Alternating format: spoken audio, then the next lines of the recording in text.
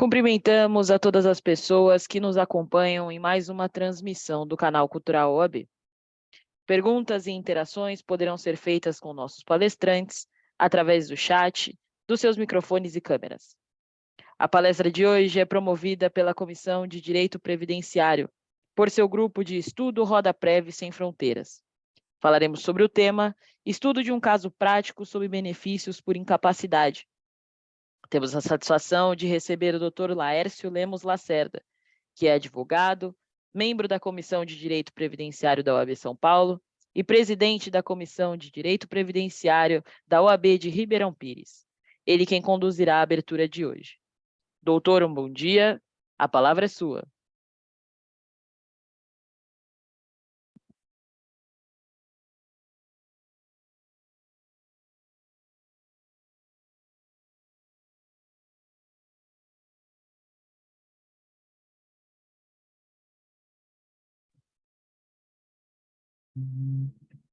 Oi, bom dia a todos.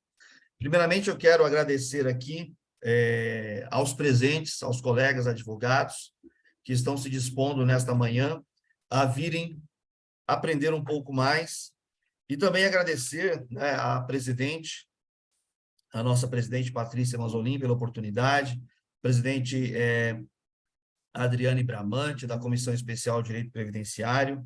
Agradecer especialmente a todos os servidores da OAB que tão gentilmente nos possibilitam estar aqui fazendo todo aquele trabalho que muitas vezes não vemos, mas temos a certeza de que é um trabalho de excelência e queremos aqui reconhecer esse trabalho e agradecê-los todos, não é?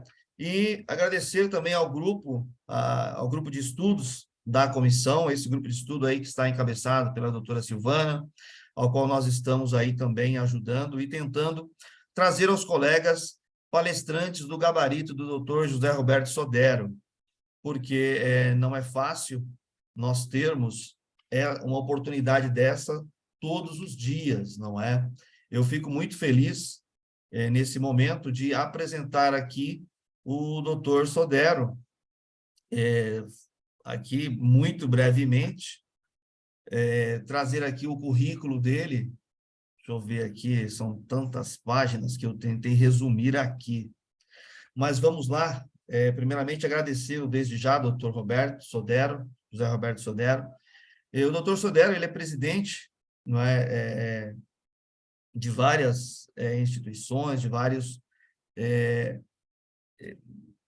institutos de estudos, mas basicamente ele é advogado. Esta é a sua principal função, sua principal missão. Foi presidente aqui conosco da Comissão de Direito Previdenciário da OAB São Paulo, de 2019 a 2021, oportunidade que essa comissão floresceu.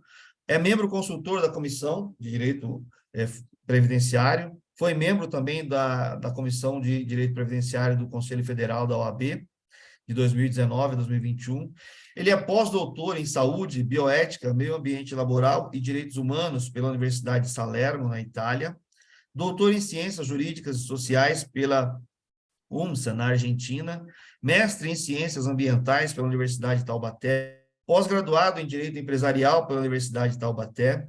Professor de pós-graduação da Faculdade de Direito de Franca, da Faculdade de Direito de Passo Fundo, Faculdade de Direito de São Bernardo do Campo, da Escola Superior da Advocacia, da ESA, da OAB, da UNOEST, da ATAME e também do IEPREV. E também no IEPREV ele é o diretor de acompanhamento de acidentes coletivos do trabalho do referido instituto. Mas, sobretudo, e aqui permita-me, doutor Sodero é um amigo de toda a advocacia, e ele é um grande incentivador da qualificação profissional para o exercício de uma advocacia de excelência por todos os colegas. Eu creio que todo mundo que conhece o doutor Sodero sabe e acompanha a batalha que ele cada dia se dedica para trazer uma advocacia qualificada, porque nós, e o doutor Sodero em especial, representamos a busca pela efetivação dos direitos sociais. E é nesse sentido que eu quero deixar a palavra com o senhor, doutor Sodero, para falar sobre esses direitos, contar a sua história porque nós estamos aqui dentro de um grupo que foi formado para trazer a experiência, um grupo de estudos buscando uma diferenciação no sentido de trazer a experiência dos grandes luminares do direito, em especial do direito previdenciário. Por quê? Porque são pessoas que já trilharam a estrada antes da maioria de nós e que têm experiências de vida, que têm o conhecimento jurídico, mas, sobretudo, aquele sentimento especial de como ajudar os colegas mais jovens a passarem pelos percalços da vida, pelos percalços da carreira jurídica. E é essa experiência que nós esperamos ver aqui hoje, e veremos de uma maneira muito brilhante pelo doutor Sodero, todos nós o conhecemos. Doutor, fique à vontade para contar a sua história, para nos falar sobre direito, e aí interagir com os colegas que estarão no chat, trazendo os questionamentos, e todos os colegas fiquem à vontade, porque esse é o objetivo desse grupo. É um grupo de estudo que busca trazer essa interação e esta maior participação dos colegas para realmente tirarem suas dúvidas e prosseguirem em uma carreira de excelência. Eu agradeço a todos mais uma vez. Doutor Sodero, tenha a total liberdade para nos trazer aquilo que o senhor sempre faz, informação e estudo daquilo que o senhor vem sempre fazendo. E só lembrando, o doutor Sodero agora estará fazendo uma rodada de aulas na Europa, e isso muito nos engrandece, doutor Sodero. Parabéns mais uma vez, e a palavra é sua. Muito obrigado. Obrigado, Laércio. Vocês estão me ouvindo bem? Um bom dia a todos.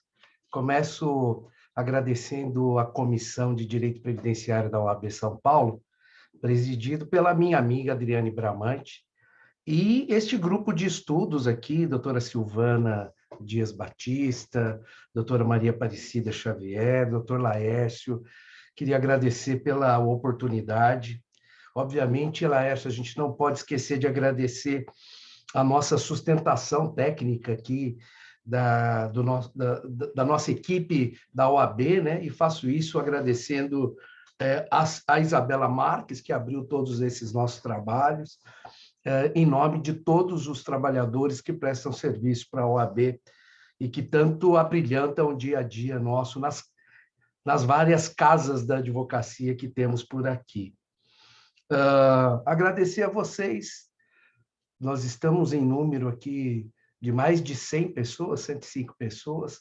Agradecer vocês aqui pela presença, e faço isso em nome de duas pessoas. Os meninos, em nome do doutor Aparecido Berlanga, um querido amigo, e as meninas, em nome da doutora Adriana Belintani, minha querida amiga aqui de Pindamonhangaba, onde eu resido e tenho meu escritório, e de onde estou falando hoje, né?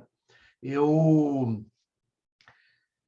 acho que esse modelo de grupo de estudos, onde a gente pode interagir com cada um e trazer as informações e discutir as informações, eles fixam muito bem, né, todas os debates, as análises que a gente vai fazer. E hoje nós vamos tratar dos benefícios por incapacidade. O Laércio pediu para eu contar um pouquinho de história aqui, né, Laércio? Bom, só para a gente poder... Para quem não me conhece, eu sou advogado já há mais de 35 anos. Minha atividade começa advogando para sindicato de trabalhadores, onde eu, por necessidade, tive que aprender direito previdenciário numa época que a gente não tinha internet, que a gente não tinha professores em número grande, como, por exemplo, a doutora Maria Lúcia Rodrigues, que está aqui, né?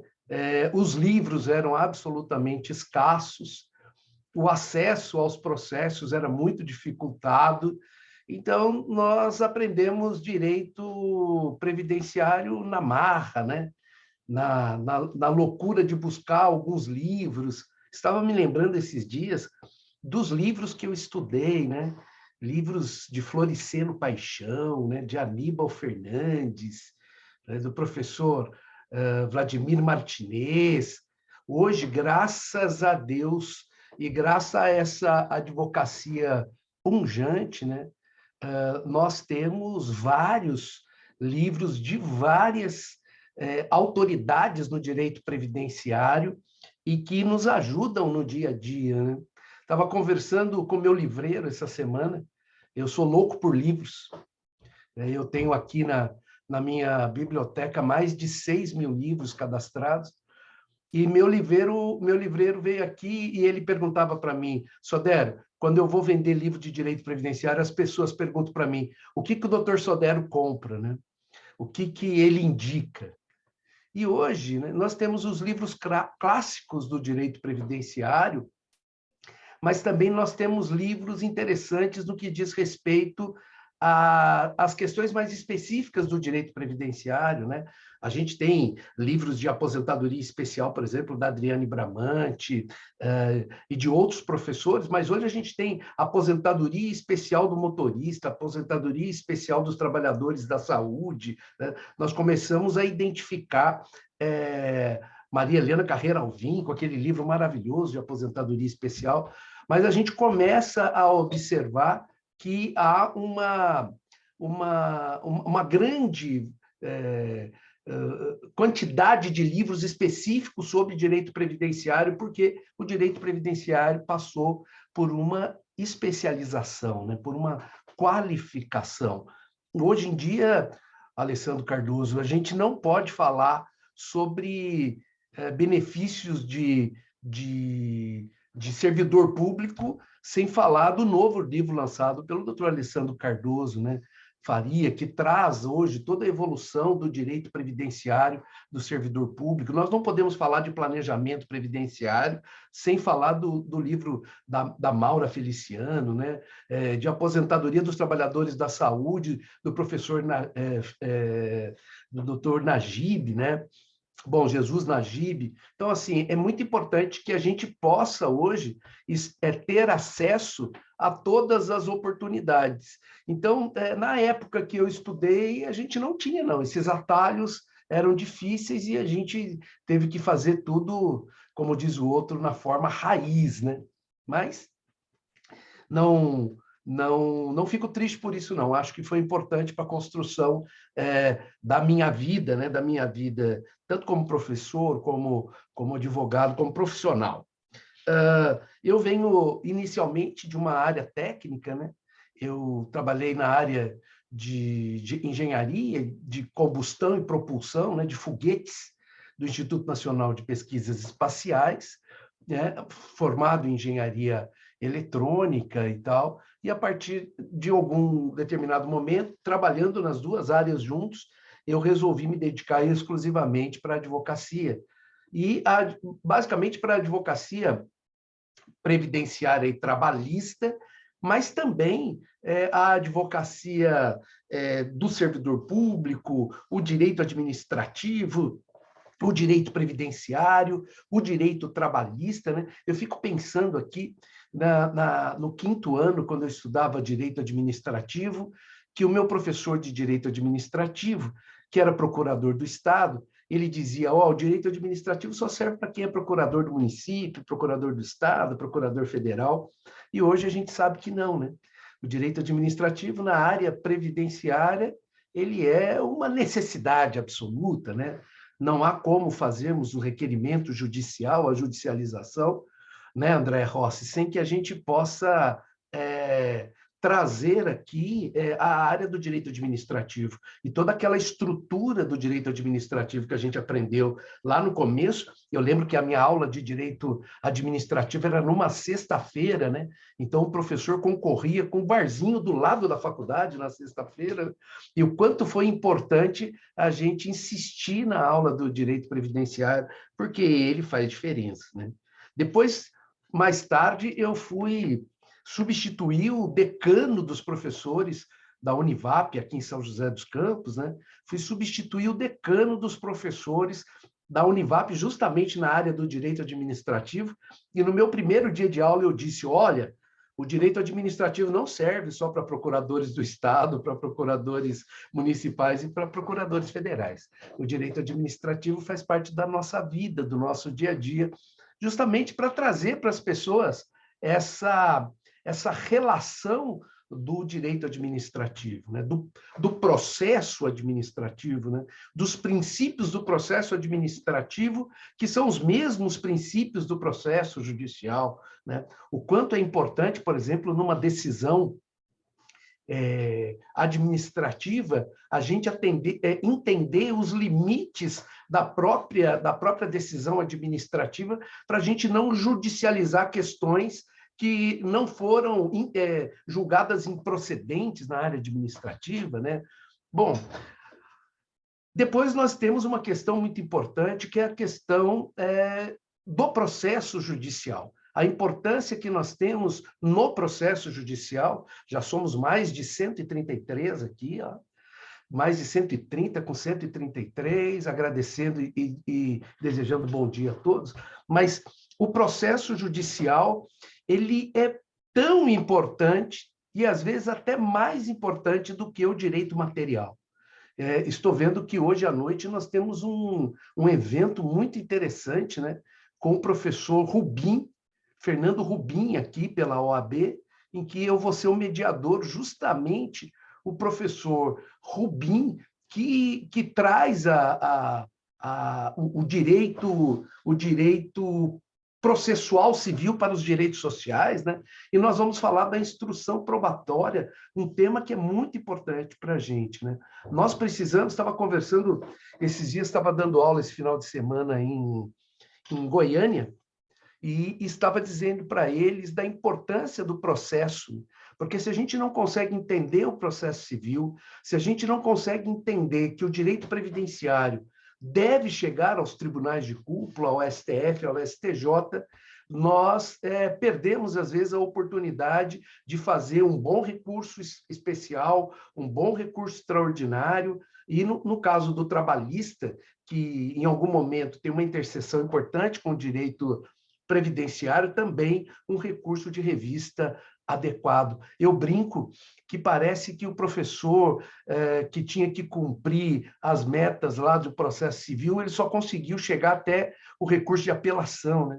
Porque todos os nossos recursos parecem muito com o recurso de apelação. Eu vejo, às vezes, o recurso especial parecendo com o recurso de apelação, recurso extraordinário parecendo com o recurso de apelação. Fernanda Angeli. E muito diferente, né? Todo recurso que vai para os tribunais de cúpula, ele precisa de uma estratégia diferente, porque já é difícil, já é complexo a gente chegar a ver o conhecimento do nosso recurso do tribunal de cúpula. Então, a gente precisa trazer para todos nós aqui a qualidade do processo. E entra nessa conversa, doutor José Luiz Pagliuca, de Mirassol, o que entra nessa nossa conversa? Estratégia. Então, como foi pedido para mim pela doutora Silvana Batista, a minha ideia é trazer para vocês um case que aparece com alguma regularidade nos nossos escritórios. E a partir desse case que eu vou colocar para vocês, é importante que vocês interajam comigo. Vocês podem interagir, eu não sei, Laércio, se o pessoal pode interagir abrindo o microfone ou só pelo chat, mas é importante que vocês interajam comigo, porque é essa dinâmica que vai fazer com as informações, com as posições de vocês. E olha, advogado sempre tem posição, advogado sempre tem lado, advogado sempre tem atitude, né? É importante que vocês tragam a experiência de vocês para todo o grupo, e eu vou tentar aqui ajustar dentro dos meus limites de conhecimento, né? Porque hoje aqui sou eu contra 139, o negócio está difícil. Às vezes eu vou fazer uma sustentação oral no tribunal, sou eu contra 3, né? Aí são os desembargadores, os ministros, né? Mas aqui sou eu contra 140, ó, já aumentou mais um aqui, né? Então já sei que vai ser difícil pela qualidade e pelo conhecimento de cada um de vocês. Então, vou tomando a liberdade de colocar aqui para vocês. Vamos lá. Vamos ajustar aqui para vocês. Só um segundinho. Vamos lá, Sodero.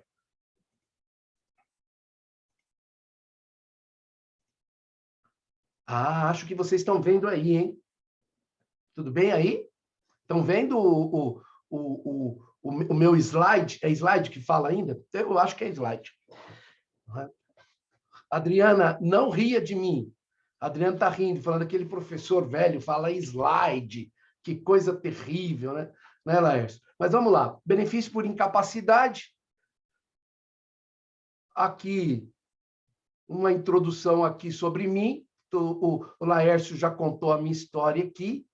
Queria dizer para vocês assim que estou muito feliz de poder levar o conhecimento que eu adquiri aqui no Brasil para 6 universidades da Europa. Agora viajo dia 3 de abril, estarei na Universidade de Lisboa, na Universidade de Coimbra, na Universidade Católica do Porto, Universidade de Vigo, Universidade de Salamanca e Universidade de Valência, falando sobre direito previdenciário, sobre envelhecimento, sobre direito previdenciário e saúde. Vou falar também sobre desenvolvimento da marca da advocacia. Então, estou muito feliz e tenho certeza que estou levando na minha mala cada um de vocês e espero estar representando bem a advocacia brasileira. Olha o case. Vamos lá.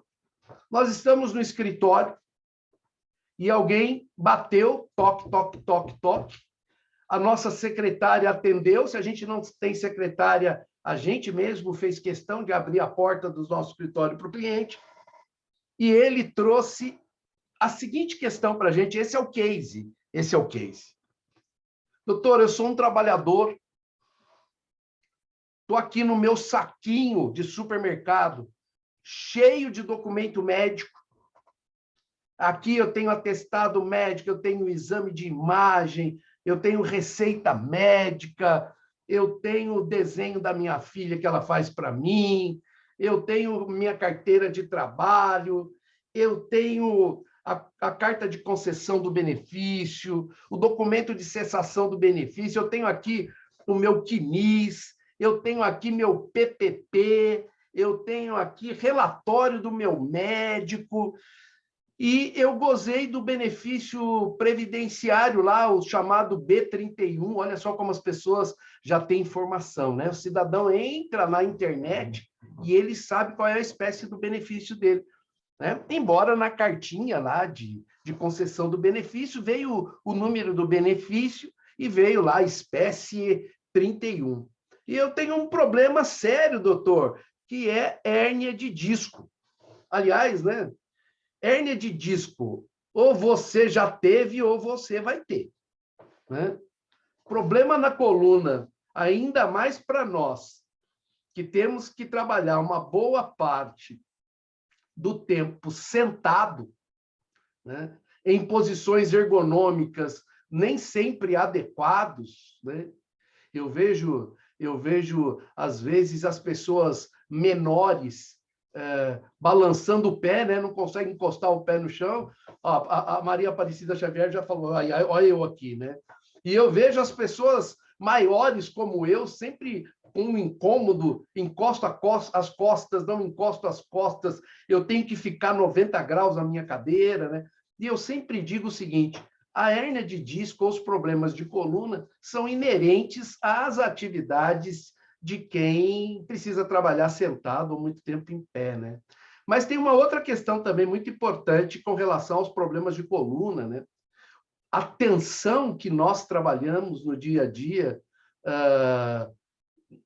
com o ideal de acertar, com o ideal de não perder a oportunidade do nosso cliente de buscar o 100%, né? De qualificar as petições, de fazer boa sustentação oral, de pensar numa boa petição inicial, ou mesmo, se tivermos do outro lado, fazermos defesas adequadas, a pressão do tempo, a pressão dos prazos, né? Isso faz com que toda a nossa musculatura esquelética esteja sempre muito tensa, e isso faz que, em algum momento, nós tenhamos algum problema de coluna, né, Laércio? Às vezes a gente precisa ir para o fisioterapeuta, para o massagista, né? Eu tenho massagem marcada toda quinta-feira, minha massagista vai fazer shiatsu em mim, para poder tirar todo essa minha pressão aqui, pelo menos me ajuda. Na quinta-feira eu sei que eu vou dormir bem. Mas esse trabalhador aqui,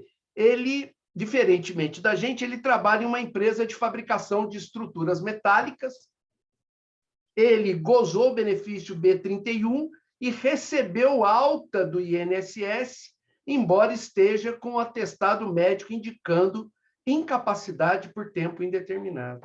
Esse atestado médico é recente e o médico do INSS, embora ele tivesse levado esse atestado, o médico disse: não, meu filho, eu entendo que você deve retornar à sua atividade. Esse trabalhador, então, ele voltou para a empresa de fabricação de estruturas metálicas, disse: ó, eu recebi alta do INSS, eu tenho um atestado médico aqui, mas o INSS disse que eu estou em alta, e como é que faz? Passou pelo médico da empresa, o médico da empresa falou: olha, querido, eu tenho aqui um atestado do seu médico que diz que você está incapaz para o exercício da sua atividade, a incapacidade aqui não tem prazo, está por prazo indeterminado, e eu não posso recepcionar você aqui na empresa, até porque você está com B31, e se eventualmente você voltar para a empresa, você pode ter um problema aqui na empresa, esse B31 passa a ser um B91, e isso é ruim para a empresa, porque vai para a estatística da empresa, aumenta a alíquota FAP-SAT da empresa, e depois isso pode estabelecer uma relação de causalidade ou de concausalidade, e você depois vai processar a empresa. Então, eu não posso recepcionar você. E o cliente chega no escritório e diz para você, doutor, para você, doutora: eu desejo uma saída jurídica. Né? Ele não foi lá para você chorar com ele, para você reclamar da perícia do INSS, para você reclamar da empresa que não o absorveu depois da alta previdenciária. Você tem que tomar uma atitude. Aqui no meu escritório, eu chamo isso de missão, né? Missão. Qual é a nossa missão? A primeira questão aqui sempre, e que eu coloco com muito carinho, mas eu coloco sempre, é que o problema, quando ele chega no escritório, ele precisa de solução, ele não precisa de mais problema. Então, o advogado, a advogada que atende aqui, tem que fazer o encaminhamento de solução. Não pode reclamar, não pode chorar, não pode dizer ó Deus, ó dia, ó vida, ó incapacidade, ó perícia. Então, qual é a missão que nós temos aqui? A nossa missão aqui é atender o cliente, estabelecer qual é a espécie de incapacidade que ele tem. Ela é temporária? Ela é permanente? Qual a natureza jurídica dessa incapacidade? Previdenciária pura, B31? Acidentária, B91? Depois, montado todo esse esquema, eu preciso judicializar a questão, já que, do ponto de vista administrativo, está resolvido. Para isso, eu preciso saber qual é o juízo competente. Depois, que provas eu devo produzir já na minha petição inicial. E, finalmente, e isso é muito importante, fazer os pedidos adequados. Então, A nossa missão é atender o cliente, estabelecer qual espécie de incapacidade que ele tem, a natureza jurídica dessa incapacidade, judicializar a questão, indicar o juízo competente, produzir as provas, então é importante que a gente diga que provas que eu iria produzir e fazer os pedidos adequados. Olha, eu quero receber este benefício, né? Ou esses benefícios, ou alternativamente, ou sucessivamente, eu quero receber esses benefícios. Essa é a missão que o professor Sodero está trazendo para vocês no case, e que, a partir de agora, eu espero que vocês tenham anotado tudo, né? Eu vou dar mais alguns segundinhos só para vocês anotarem, porque eu vou tirar da tela o case e a missão. É muito importante que o advogado guarde as informações. A gente trabalha muito com a visão e com a audição, né? A nossa audição tem que estar sempre atenta, inclusive quando a gente senta numa mesa de audiência, ouvir o que as partes estão conversando, pescar aquilo que a testemunha está falando adequadamente. A visão nossa, do ponto de vista de enxergar o nosso cliente, enxergar o juízo, enxergar a outra parte, na audiência ter uma visão muito ampla, né?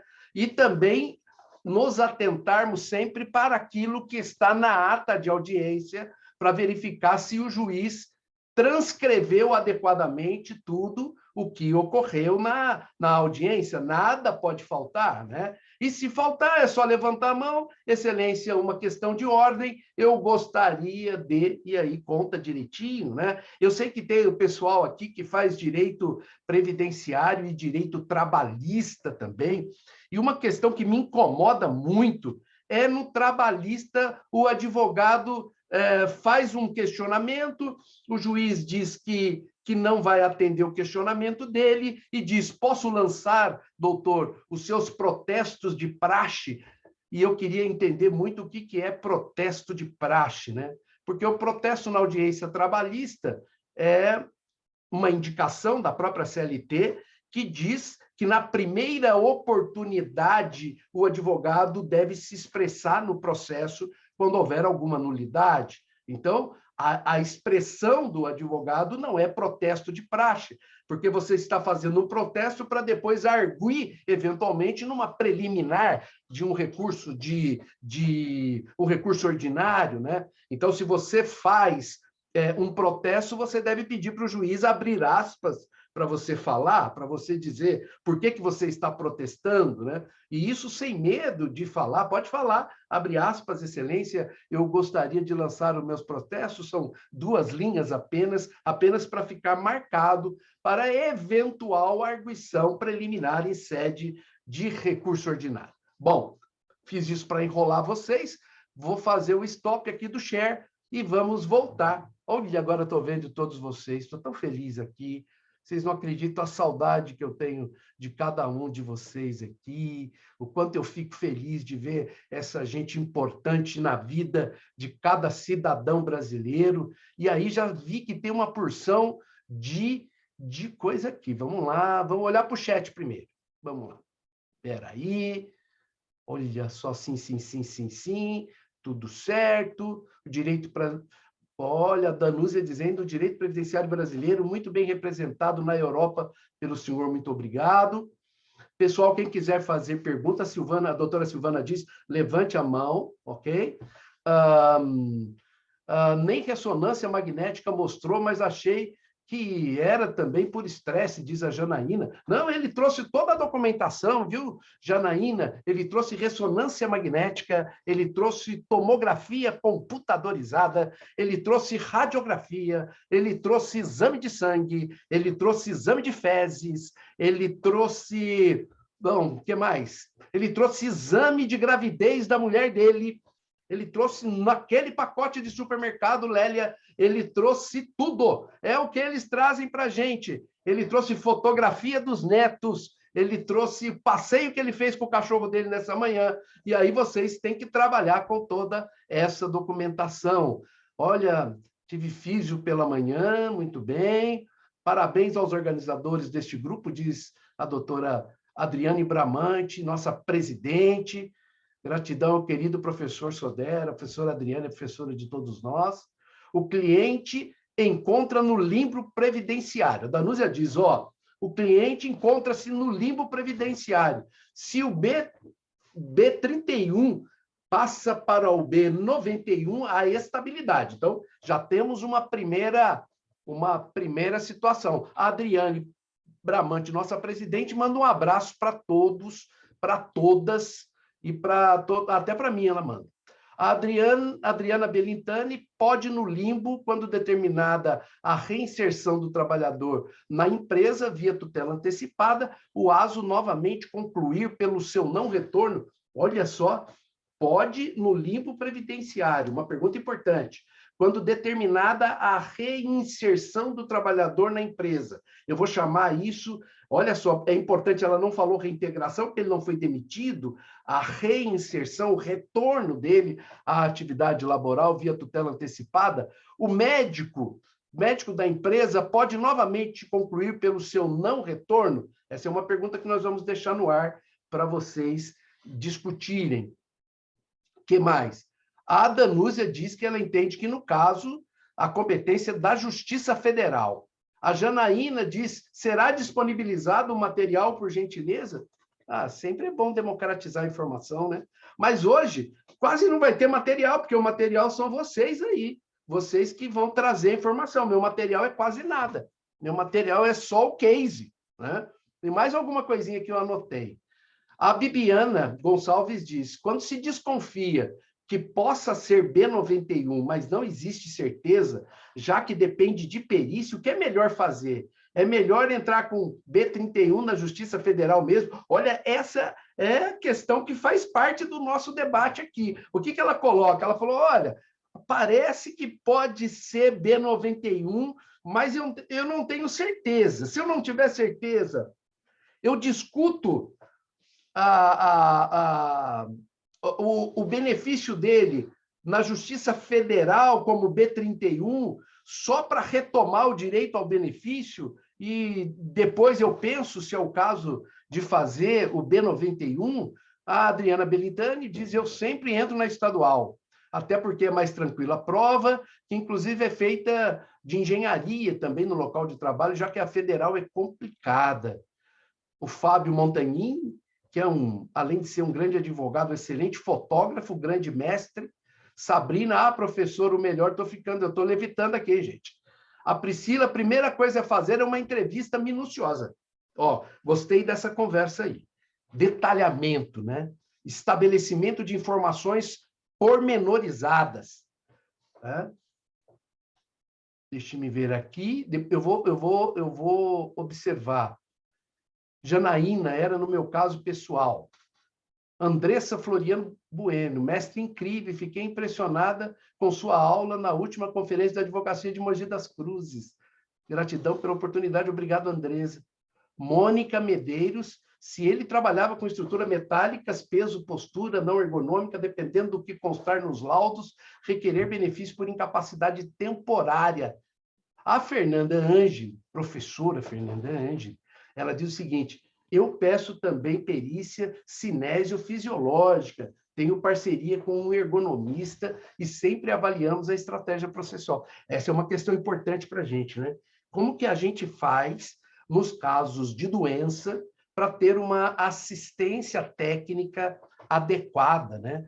Será que a gente consegue? Será que o nosso cliente tem condições de pagar? Será que a gente consegue fazer parceria com alguém? E, sem assistência técnica, pode ser prejudicial para o nosso cliente. Se a gente não tiver um assistente técnico na proximidade, se o cliente não tiver dinheiro para pagar um assistente técnico, como é que a gente se vira, né? Outra questão importante, Dulcineia Lopes, maravilhoso professor, sempre muito esclarecedor. E, Patrícia, qual é o embasamento científico para usar a SUSEP e não a CIF? Bom, vamos começar das informações do começo. Meus queridos, o cliente bateu nas portas, pagou consulta. Se ele tinha dinheiro para pagar a consulta. Se ele não tinha, você se adequou. Então, a gente já começa falando de consulta. Quando eu fui presidente da Comissão de Direito Previdenciário da OAB, a nossa equipe, que nós fizemos tudo em grupo, a nossa comissão estabeleceu uma nova tabela de honorários advocatícios para a advocacia aqui em São Paulo. E isso foi muito importante para valorizar a advocacia previdenciária, para valorizar cada um de vocês.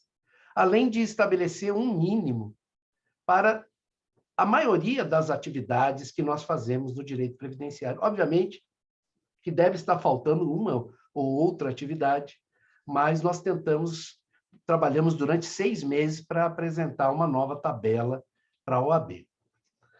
Há uma importância muito grande de cada um de vocês valorizarem a atividade. E a cobrança de consulta, ela entra neste caminho. É importante que a gente cobre consulta. Ah, Sodero, meu cliente está desempregado, meu cliente está sem dinheiro, meu cliente não consegue pagar. Tudo bem?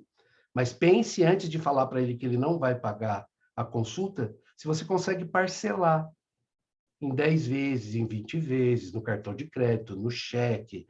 Bom, é importante que as pessoas consigam pagar.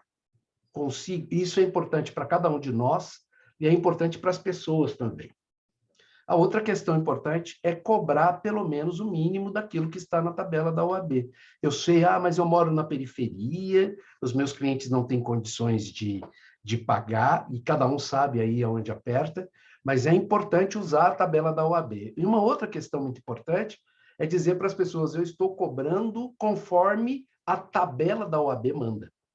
E se eu não cobrar, eu posso, inclusive, ser penalizado por não cobrar. Então, eu estou me utilizando da força que a OAB tem, né? Eu me lembro, quando estava na presidência da OAB, que houve uma pesquisa com as pessoas, qual a entidade jurídica que elas mais confiavam, né? E mais de 60% das pessoas disse a Ordem dos Advogados do Brasil, na frente do Poder Judiciário. Então, olha a importância da tabela. Bom, essa é uma questão. A outra questão que a gente tem é atendimento.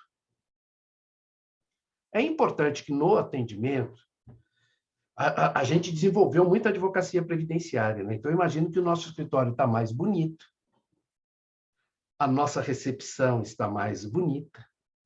Eu aqui faço questão de ter cafezinho, chá, bolacha, né? Eu sempre coloco, seja bem-vindo à Sodero Advocacia, o cantinho do café. Porque, às vezes, a gente recebe pessoas aqui que vieram de longe, vieram a pé, vieram sem poder comer, sem ter dinheiro para comer, às vezes pegaram a condução, gastaram dinheiro na condução e estão sem comer, e a bolachinha deve ser algo para ajudar na conversa. Faço questão que as minhas secretárias abram as portas do escritório para recepcionar as pessoas e depois dizerem para elas que aquilo que está ali é delas e que elas podem comer. Mas chega uma hora que a pessoa começa a olhar para o escritório e fala, meu Deus, onde eu caí, né? Olha que lugar bonito, tem televisão para eu assistir, a secretária está uniformizada, as pessoas estão me atendendo bem, agora vem a doutora, que linda que é a doutora, meu Deus do céu, olha que roupa bonita que ela tá, ela foi no Belle Capelle, olha, tá linda de morrer, né, Adriane? Foi no Belle Capelle, tá lindo de morrer. Olha o doutor, que bacana, esse cabelo grisalho que ele tem. Olha que óculos bacana, gravata. Ele colocou paletó e gravata para me atender. E às vezes a pessoa entra na sala, você tem computador, você tem aqueles livros maravilhosos, aqueles livros que a gente compra pela capa, né? Esse livro tem a capa bonita, eu vou comprar. E eles estão todos expostos ali e a pessoa está muito assustada de você atendê-la. Então, para a gente poder fazer uma relação e que a informação chegue, Simone Rose, ela chegue com bastante qualidade, nós precisamos nos estabelecer num diálogo com nossa clientela de forma muito simples. Começar a perguntar de onde que a pessoa o que ela faz, se ela é casada, quantos filhos que ela tem, como que ela chegou até o escritório, e aí trazer uma afinidade e depois a empatia do advogado. Por quê? Essas pessoas que chegam no nosso escritório chegam com problemas. Ninguém chega no escritório, Caroline Nicolosi, ninguém chega no escritório dizendo o seguinte: eu ganhei na loteria, doutora Luísa, ganhei na loteria e eu estou querendo gastar o dinheiro e eu vim aqui para a senhora me ajudar a gastar. As pessoas chegam com a estima baixa, às vezes com muita dor, sem o benefício previdenciário, neste caso, sem a atenção da empresa, neste caso, e ela deseja propor uma ação. Então, a gente precisa ter muita empatia, muita calma para poder atender essas pessoas. E entabular uma conversa onde você tire informações. Muito importante, pegar o saquinho com a documentação, pedir para ele autorizar que a gente pegue o saquinho e a gente vai separar aquilo que é importante. Então, eu abro ali, eu vejo um laudo de TC, de tomografia computadorizada, eu vejo um laudo médico, eu vejo um atestado médico, eu vejo um relatório médico, eu vejo receita médica. Olha só que importante, né? Receita, será que pode ajudar a estabelecer eventual incapacidade? Essa é uma pergunta importante para fazer. A outra questão importante é olhar toda essa documentação de imagem e descartar a documentação que a gente não vai usar. Então, por exemplo, ele está com um problema de coluna, ele está com uma hérnia de disco, e essa hérnia de disco, ela é comprovada por quê? Digam para mim, essa hérnia de disco, ela é comprovada pelo exame de fezes, beleza? Exame de fezes, não. Exame de fezes não traz a prova da hérnia de disco? Caramba, não sabia disso. Olha só que interessante. Então, exames de fezes a gente vai descartar. A foto dos netos. A foto dos netos comprova a hérnia de disco? Foto dos netos não comprova a hérnia de disco, doutora Taine. Não comprova, então eu vou descartar.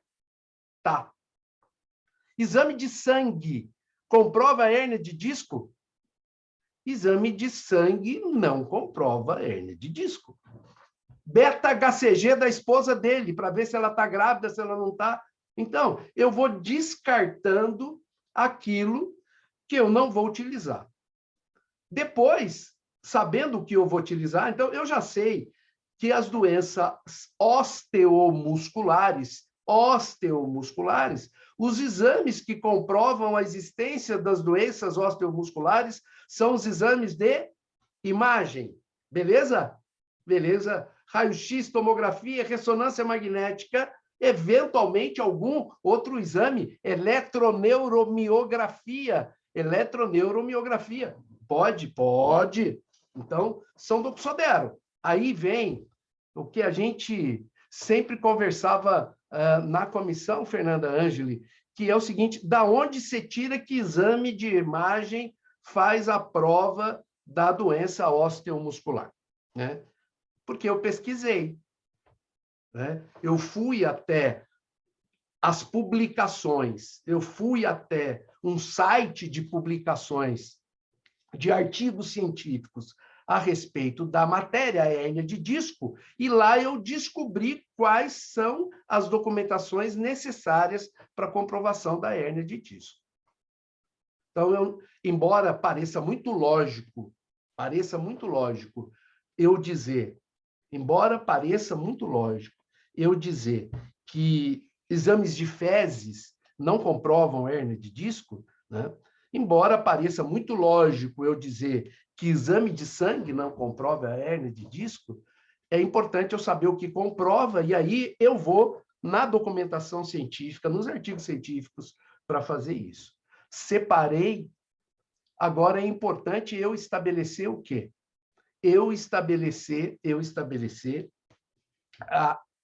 a cronologia dessa documentação. Então, da documentação mais antiga para a documentação mais próxima. Sodero, só os exames de imagem? Claro que não, né? Aí os atestados eu já separei, as receitas médicas eu já separei.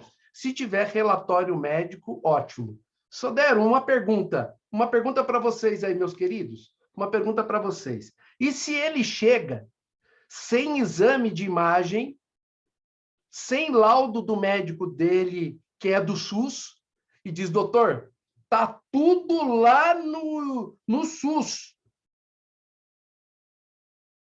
O que eu tenho que fazer? Vão me ajudar? Essa pergunta vale 15 milhões de dólares. Por favor, vamos me ajudar? Quem acertar vai ganhar um almoço com a professora Adriane Bramante, em São Paulo. Vamos lá, solicitar prontuário, cópia do prontuário, ofício ao SUS, solicitar prontuário, prontuário médico, pedir o prontuário médico. Bom, eu acho que vocês solicitar cópia do prontuário médico e dos exames anexados, prontuário, solicitar prontuário. Eu estou aqui no meio de pessoas muito competentes e que sabem o que a gente tem que fazer. Nós precisamos solicitar o requerimento administrativo, né? O requerimento administrativo ele é importante, né? Para que a gente possa ter toda a documentação, e se a documentação não for entregue pelo médico, ao requerimento do médico, do cliente seus, ele faz um requerimento. Vamos tentar voltar aqui. Vamos ajustar a nossa tela para que todo mundo volte a aparecer. Opa! Alguém aqui inibiu a nossa... Mas vamos lá. Se o requerimento receber um não, né? Imaginem que o médico responde inadequadamente. Por uma questão de sigilo, não vou fornecer o documento, né? Não vai fornecer para o próprio paciente, vamos dizer assim, né? O caminho, muitas das vezes, é judicializar. É uma exibição de documentos. Mas, Sodero, eu não posso entrar sem documentos? Eu não posso... Dê-me o direito, dê-me o fato que eu te dou o direito. Não tem um provérbio japonês que diz isso? Dê-me o fato que eu te dou o direito, né? Não é verdade, né? Não é realidade, né? Eu preciso instruir o processo. Então, é importante que eu perca, às vezes, alguns dias, etc. Eu aqui, quando eu faço esse tipo de requerimento, eu costumo fazer um requerimento onde o meu cliente assina comigo, no meu papel timbrado, eu apresento um pouco do meu currículo é muito importante o currículo de cada um de vocês, tá? Eu apresento um pouco do meu currículo para o médico, para ele entender quem sou eu, né? Nós já estamos com 175 participantes, né? E, a partir daí, eu faço o requerimento. E, muitas das vezes, se é um médico particular, eu ligo para o próprio médico.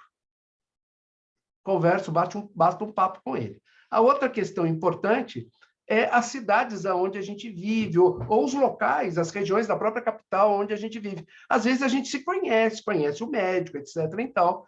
E eu tenho um guru aqui que me diz o seguinte: tudo que você puder resolver em 5 minutos, pare o que você está fazendo e resolva. Então, às vezes, é uma ligação, é uma conversa, e que você consegue resolver. Mas não dá para entrar com a ação sem que a gente tenha em mãos a documentação médica. Se a gente não tiver em mãos a documentação médica, a gente não tem condições de estabelecer uma relação. Obviamente que eu tenho a tela SAB, onde eu posso observar as informações da perícia, o que aconteceu, eventualmente porque negou, etc. e tal.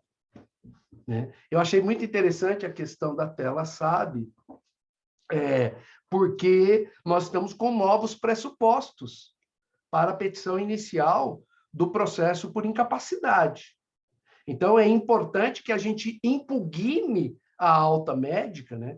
E a gente vai fazer isso com a documentação que a gente tem e entender, obviamente, por que houve a negativa da continuidade do benefício. Mas vamos lá.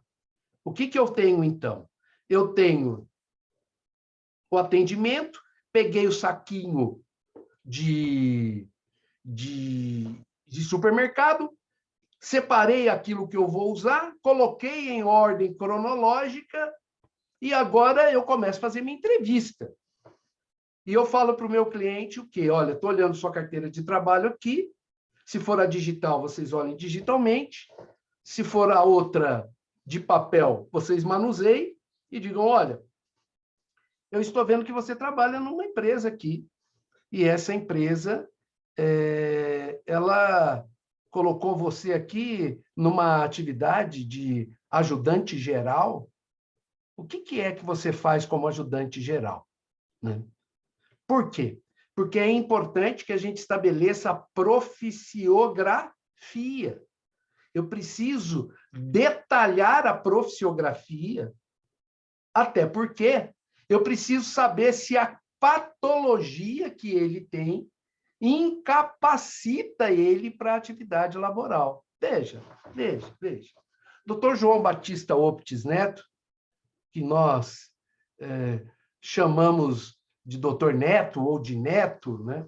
Ele é um quase sobrinho para mim, filho do meu amigo e irmão João Batista Optis Júnior. O Neto sempre diz que patologia sozinha pode não incapacitar. E é muito verdade isso, né? A patologia sozinha pode não incapacitar. Às vezes, a patologia que ela existe na perícia médica, o perito judicial diz que a patologia existe, e a grande discussão é, essa patologia incapacita? E a minha pergunta é, incapacita para quê? Essa é a minha pergunta. E aí, quero a resposta de vocês. A patologia, para efeito da incapacidade para o exercício da atividade laboral, ela deve incapacitar para quê? Para a atividade do trabalhador? Para qualquer atividade? Qual é?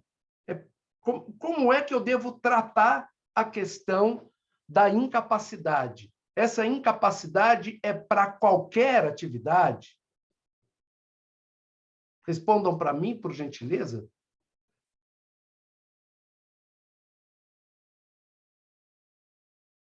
Olha, uma questão importante que a Andréa Rossi coloca aqui, enquanto vocês estão falando comigo pelo chat, né? É as várias patologias, né? Esse cidadão, ele chegou com hérnia de disco, mas é importante que a gente cutuque ele para saber se ele tem outras patologias. Em especial, observem vocês, em especial, que as patologias, hoje, elas estão vindo agregadas à patologia ou às patologias da psique. Com toda essa pressão para a produção, para cumprimento de metas, etc., o trabalhador, às vezes, fica incapacitado por uma doença física e ela vai trazendo para ele questões de naturezas psicológicas e psiquiátricas e, eventualmente, esse trabalhador traz, juntamente com a doença física, uma doença psiquiátrica. Então, é importante perguntar para ele se ele está fazendo tratamento, se ele está tomando algum remédio de tarja preta, porque essa informação passa a ser importante. Segundo dados do Juizado Especial Federal de São Paulo, segundo os dados do próprio Conselho Nacional de Justiça, as doenças mais processadas na Justiça Federal são as doenças osteomusculares. E, em segundo lugar, são as doenças da psique, números do CNJ recentes. Outra questão muito importante, em 2020, nós propusemos em todo o Poder Judiciário do Brasil, mais de 1.200.000 ações por incapacidade. Mais de 1.200.000 ações por incapacidade. Dessas 1.200.000 ações por incapacidade, 8,5% se refere a patologias de natureza acidentária. 8,5%. E a Fundacentro entende que esse número é absolutamente falso, porque ela entende que há no Brasil 4,3 milhões, vou repetir para vocês, 4,3 milhões de acidentes de trabalho por ano. Então, observem, do ponto de vista da gestão do escritório de vocês, e eu estou aproveitando para trazer essas informações, né? Da gestão do escritório de vocês, o quanto da questão da incapacidade nós podemos trabalhar no nosso escritório. O quanto há possibilidade da gente poder se especializar na área da incapacidade para trabalhar.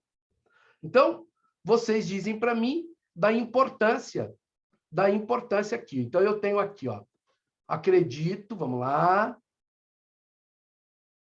A Suzy diz, na entrevista, identificar qual é a principal patologia, qual incapacita o cliente para o exercício laboral. Suzy, beleza, mas a gente identifica todas as patologias. E para verificar se no conjunto, aí, ó, eu estou falando de uma análise biopsicossocial, então eu preciso ter o maior número de informações possíveis, o maior número de informações possível. O Dorival Calazans diz o seguinte: se a incapacidade ocorrer apenas na função a qual desempenha, ele pode ser reabilitado para outra. Ideal é incapacitar para toda e qualquer função. Esse é o posicionamento. Dorival, vamos lá. Primeiro, a lei diz que a incapacidade para efeito de benefício previdenciário não é toda a incapacidade. A incapacidade para efeito do gozo do benefício por incapacidade previdenciária é aquela a qual ele estava exercendo habitualmente. Habitualmente. E aí vou trazer um componente importante, que ele tem natureza de custeio, mas ele é importante para a nossa análise da incapacidade. A Emenda Constitucional 20 de 98 disse que a pessoa só pode gozar de benefício previdenciário se estiver contribuindo. Tanto é que a gente mudou o nome da aposentadoria, que antes era aposentadoria por tempo de serviço, para tempo de contribuição. A Emenda Constitucional 20 de 98, ela traz para a gente, ela adequa para a Previdência Social o princípio da reciprocidade contributiva, ou seja, eu só vou gozar de benefício se estiver contribuindo. E, no caso da incapacidade, a contribuição deve ser aquela para a atividade que eu estava exercendo habitualmente. Então, se eu estava contribuindo para aquela atividade que eu estava exercendo habitualmente, é ela que é o paradigma para estabelecer se a patologia me incapacita para ela, e não para qualquer atividade. É verdade também, Dorival, que há a possibilidade da reabilitação profissional. E isso traz uma importante informação para o segurado da Previdência. Observem vocês que se ele for um empregado, estiver incapaz para o trabalho, gozar de um benefício previdenciário ou acidentário e for reabilitado para a função, e na empresa ele preencher aquela cota de trabalhadores deficientes ou reabilitados, se ele preencher a cota de trabalhadores deficientes ou reabilitados, essa cota ela está estabelecida no artigo 91, eu acho, ou 93 da Lei 8.213, esse trabalhador só pode ser demitido se a empresa, antes de demitir ele, contratar outra em situação equivalente ou semelhante. Ou seja, a reabilitação traz essa garantia para o trabalhador, é quase uma estabilidade, porque ele só pode ser demitido se previamente à sua demissão for contratado outra em mesma condição, em condição semelhante à dele, ou seja, se a empresa contratar outro trabalhador reabilitado. Mas, para efeito do benefício previdenciário por incapacidade, é a atividade que ele exercia normalmente. E a pergunta é, como é que eu descrevo essa atividade? Artigo 93, muito obrigado, Danilo. Muito obrigado pela informação. Olha só, a descrição da atividade, ela é importante porque eu estabeleço se a pessoa trabalha em pé, se ela trabalha sentada, se ela faz movimentos repetitivos, se ela movimenta a coluna. se ela movimenta os braços, se ela levanta o braço acima de 90 graus, se ela trabalha agachado, se ela tem um lugar para se apoiar enquanto o maquinário está trabalhando, se ela trabalha em lugares fechados, se ela trabalha em lugares abertos, se ela precisa subir escada, se ela precisa descer escada, e isso o trabalhador pode explicar para vocês. E olha o que é importante nisso tudo, doutor João Ciarini. Olha só o que é importante nisso tudo. Vocês detalharem as perguntas. Vocês detalharem as perguntas para o cliente de vocês. Pergunta, como é que você faz isso? Eu sempre me lembro que a primeira vez que eu atendi no sindicato de metalúrgicos, né, eu atendi no turno da noite, eram umas 10 horas da noite, quando eu atendi o meu primeiro cliente, e eu perguntei para ele o que ele fazia na fábrica. E ele me disse, eu sou coquilheiro. E eu disse, o quê? Ele falou, coquilheiro, doutor. Eu falei, Jesus, o que é coquilheiro, né? E eu perguntei para ele, e o que faz o coquilheiro? Ele disse, ué, trabalha na coquilha. Né? E eu continuei sem saber o que era coquilheiro que trabalhava na coquilha. E aí eu tive que ir perguntando detalhes para ele, né? E eu sempre digo para quem está me ouvindo, para quem está assistindo às minhas aulas, doutor Antônio Carlos Diniz Júnior, que eu não vou dar a resposta aqui do que é coquilheiro para vocês fazerem uma pesquisa para saber o que é uma coquilha numa indústria siderúrgica, né? Então, é muito importante a gente descer aos detalhes. Mas olha só o que é interessante. Depois que eu tive toda essa informação, do ponto de vista da estratégia da minha petição, e eu vou ter que descrever a profissiografia na petição inicial, não seria adequado que eu tivesse um documento que descrevesse minimamente essa profissão? Alguém poderia falar, Sodero, mas eu vou lá no CBO, no Código Brasileiro de Ocupações, e lá eu vejo o que é um trabalhador que faz atividades gerais, né? E para esse caso não vai ajudar, né? Auxiliar de serviços gerais não vai auxiliar, porque lá vai ter uma descrição muito ampla e talvez não bata. Então, aqui no escritório, minha gente, o documento que a gente exige do cliente para que a gente possa entrar com uma ação por incapacidade é o perfil profissiográfico previdenciário, PPP. Né? A doutora Adriane Bramante, que deve estar nos ouvindo e nos vendo, ela diria assim, olha, PPP para aposentadoria especial, Sodero. Poxa vida, está querendo pegar os documentos que são meus da aposentadoria especial, né? E é verdade, a gente lança a mão de um documento que é para aposentadoria especial, porque nós temos uma descrição minimamente adequada ou mais adequada com o meio ambiente laboral do trabalhador para descrever para o juiz. Sodero, ó Deus, ó dia, ó vida, ó PPP. O PPP nem sempre vem adequado, Sodero.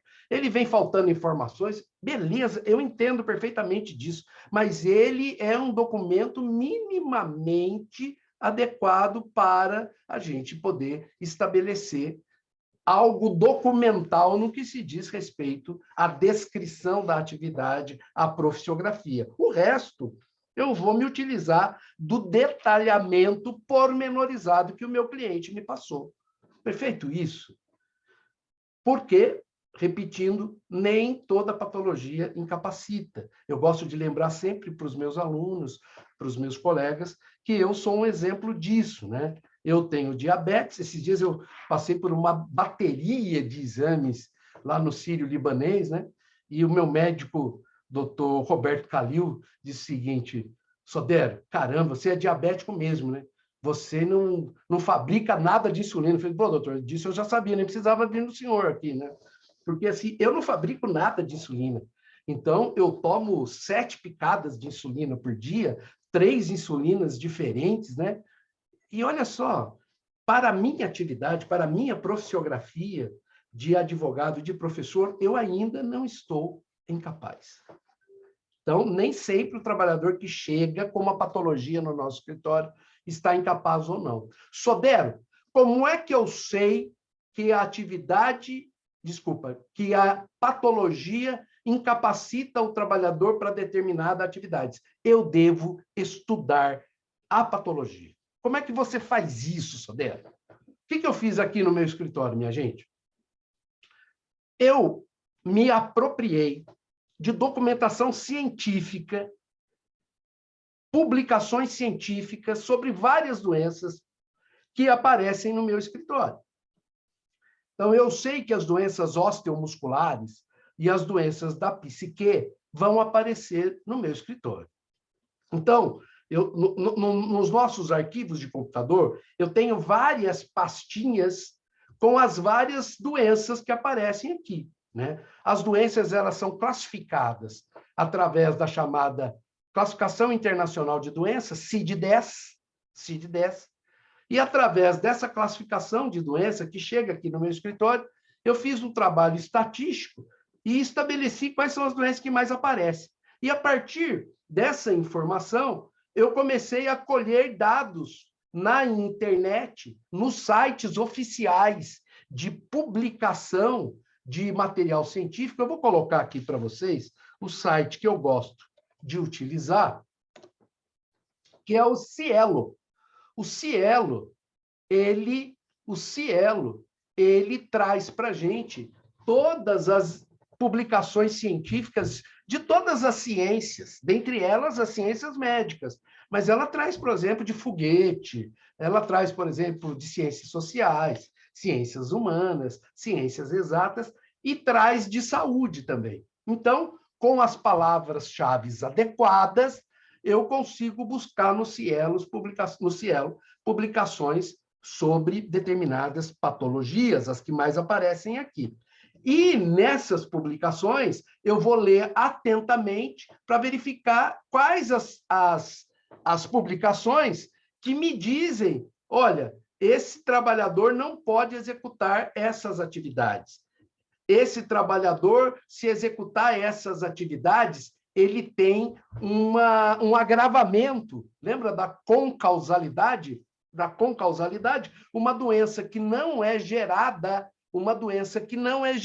no meio ambiente do trabalho, mas que pode ser agravada ou pode até ser desencadeada pelo meio ambiente do trabalho. É um nexo causal, que a gente pode chamar um nexo causal indireto e que leva à chamada concausalidade. Então, eu junto todo esse material científico aqui e eu tenho isso por patologia. Então, essa é uma questão muito importante para a gente. Então, eu tenho o diagnóstico, eu tenho a patologia, eu tenho a profissiografia e eu tenho agora a incapacidade para argumentar. A minha pergunta para vocês é: a incapacidade, ela é temporária? A incapacidade, ela é permanente?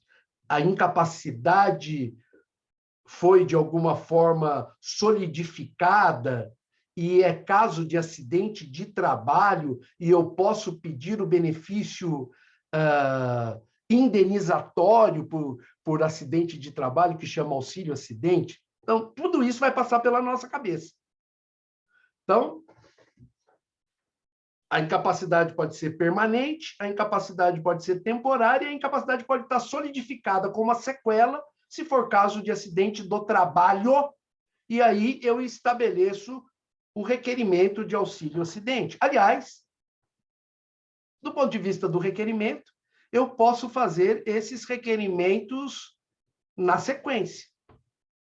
A minha pergunta para vocês, já adiantando o tópico dos pedidos, é: imagine que eu possa pedir no processo aposentadoria por incapacidade permanente, ou antiga aposentadoria por invalidez, benefício por incapacidade temporária, extinto auxílio-doença, e auxílio-acidente. Eu posso pedir, na mesma petição inicial, os três? Se eu estabelecer que é acidentária, posso pedir os três? O Antônio Carlos Diniz já respondeu aqui, ó, positivo. Pode. Vocês acham que pode? Pessoal, sim. Alternativamente. O João Ciarini diz sim alternativamente. A Mônica Medeiros disse não. Alguém disse, vou perguntar aos universitários. E atenção, acidentária não.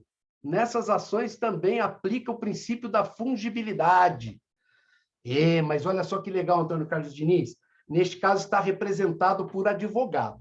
Então, nós vamos tratar de forma de que a fungibilidade não seja um favor que o juiz está fazendo para a gente. Então, a gente tem que estar bem estratégico mesmo na nossa petição. A minha resposta é sim. Se você estabelecer que se trata de um benefício acidentário, você pode pedir a aposentadoria por invalidez, hoje benefício por incapacidade permanente. Eu não vou dizer se é alternativamente ou não, porque eu venho na sequência dizendo isso. Benefício por incapacidade temporária e auxílio acidente. Obviamente, a gente não pode acumular os três. Ou eu peço alternativamente, ou eu peço sucessivamente. Vamos estabelecer duas situações. Ou eu peço alternativamente, ou sucessivamente. A Mônica coloca subsidiariamente. É um formato de pedir. Eu gosto mais da palavra sucessivamente. A Mônica coloca subsidiariamente. Algumas pessoas usam subsidiariamente. Eu entendo sucessivamente. Olha só o problema de eu pedir alternativamente. Eu peço aposentadoria por invalidez, vou falar dos termos antigos da minha época, dinossauro da advocacia. É chazinho. Ou, alternativamente, eu peço benefício por incapacidade permanente. Ou, benefício por incapacidade temporária. Ou, auxílio acidente. Esse é o pedido alternativo. Qual é o problema, o grande problema do pedido alternativo? Se o juiz escolher qualquer uma das suas proposições, ou um, ou outro, você não é sucumbente. Portanto, você não pode recorrer. Porque você deu a oportunidade para o juiz escolher ou um, ou outro. Então, o adequado é pedir sucessivamente. Eu quero esse. Caso não seja esse o entendimento do juiz, eu quero esse. E, finalmente, se não for nenhum dos dois, eu quero esse. Porque daí ele é sucessivo, e se ele escolher um deles, achar melhor um deles, você foi sucumbente nos outros dois e pode fazer recurso. É muito raro, na minha experiência aqui, é muito raro a gente ter algo que a gente pode pedir alternativamente. É muito raro. E não ser sucumbente e isso não atrapalhar a vida da gente. Mas, Sodero, eu já pedi alternativamente, depois eu recorri, o juiz não falou nada. Pode acontecer. Mas, do ponto de vista técnico, e aqui somos todos técnicos, né, o adequado é o sucessivamente. João, legal, né? É boa essa informação, né? Eu acho que é legal a informação que a gente transforma em conhecimento, né? Bacana. Muito bem. Agora é o seguinte, antes de eu fazer o pedido, né, eu tenho que fazer a petição inicial e eu vou endereçar para quem, né? Eu vou endereçar para a Justiça Estadual ou para a Justiça Federal. Sempre lembrando que eu não estou tratando aqui da competência delegada. Eu estou tratando aqui da natureza do benefício. Ele é previdenciário puro ou ele é acidentário? Alguém tinha escrito lá atrás, caracas, é dúvida.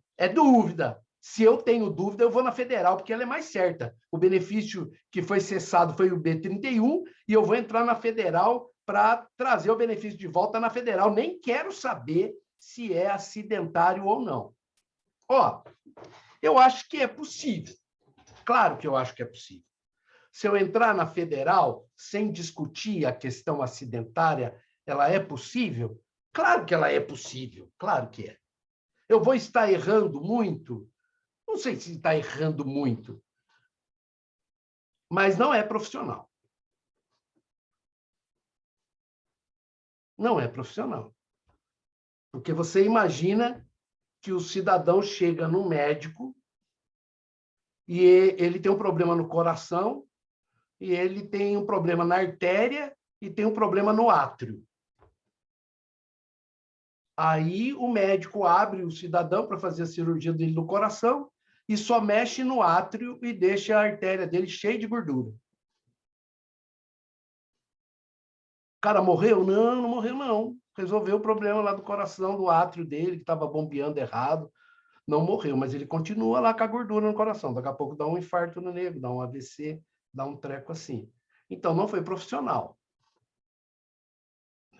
Então, eu, como profissional, vocês, como profissionais, a gente precisa pensar se é acidentário ou não. Mas eu sei, obviamente, que eu sei que há dúvida. Eu sei que não é fácil estabelecer isso. Né? Então, Sodero, já que você está ganhando bem para dar essa aula para a gente, não tá? Ninguém paga para a gente dar essa aula? Né? Mentira, né? A gente faz isso de coração mesmo, né? Estar com a Comissão de Direito Previdenciário da OAB São Paulo é sempre um orgulho para quem está aqui, né, não? Olha só que interessante. Como é que você faria no escritório? Bom, a partir do momento que eu atendo o cliente, ele vem para mim com a patologia e apresenta a carteira de trabalho dele, antes de ver a documentação médica, eu já teria feito isso. Eu olharia a carteira de trabalho dele, olharia a atividade dele, para ver se ele não tem nenhum nexo causal presumido de doença ocupacional. Nexo causal presumido de doença ocupacional. Sodero, aonde está escrito isso? Na lei previdenciária, na lei 8.213. A lei 8.213, ela traz três hipóteses de nexo causal presumido. A doença do trabalho, a doença profissional e o nexo técnico epidemiológico previdenciário. E como é que é essa presunção, Sodero? Essa presunção é uma relação de profissão e doença, de meio ambiente do trabalho e doença, e de classificação internacional de doença e atividade empresarial. Esses dados estão colocados no decreto 3048 de 1999. O decreto 3048 de 1999, que é o decreto regulamentador dos benefícios previdenciários, doutora Jaqueline de Santos, ele é o decreto regulamentador, doutora Juliana Garbo, doutora Dulcinéia Lopes. Eu vou falando o nome das pessoas aqui, que eu acho legal, né? Eu não vou conseguir falar o nome de todo mundo, mas vou falando os nomes que vão aparecendo aqui na minha tela. Né? Então, eu olho no decreto 3048 de 99, agora o detalhe, anexo 2. Anexo 2. Listas A, B e C. Olha, não precisa nem fazer o A, E, I, O, U. É o A, o B e o C do decreto 3048, anexo 2, lista A, B, C. E ali eu tenho as interseções entre profissão e doenças daquela profissão, doença profissional. Entre meio ambiente de trabalho e doenças, doença do trabalho. E entre classificação internacional de doença e CNAE. Classificação Nacional de Atividades Econômicas. Se a patologia do meu cliente está ligada à atividade profissional dele, se a patologia do meu cliente está ligada ao meio ambiente onde ele trabalha, e se a patologia estiver ligada ao nexo técnico epidemiológico previdenciário, ou seja, a CNAE da empresa, Classificação Nacional de Atividades Econômicas, eu tenho nexo causal acidentário presumido. E se eu tenho o nexo causal acidentário presumido, a minha ação vai para a Justiça Estadual, que é a competente para julgar ações acidentárias. Sem medo de ir. Sem medo de ir. Outra questão importante.